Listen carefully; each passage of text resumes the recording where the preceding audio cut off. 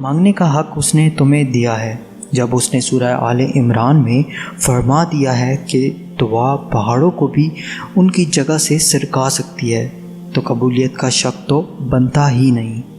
اللہ نے مقدر لکھنے کا اختیار تمہیں دیا ہے کہ چاہو تو دعا کا تسلسل بڑھا لو اور چاہو تو مایوس بیٹھ جاؤ، چاہو تو سجدے کو طویل کر دو اور چاہو تو تھک کر رک جاؤ۔ مت بھولو کہ تمہارا کام صرف التجا کرنا ہے، تدبیریں تو وہ خود نکالتا ہے۔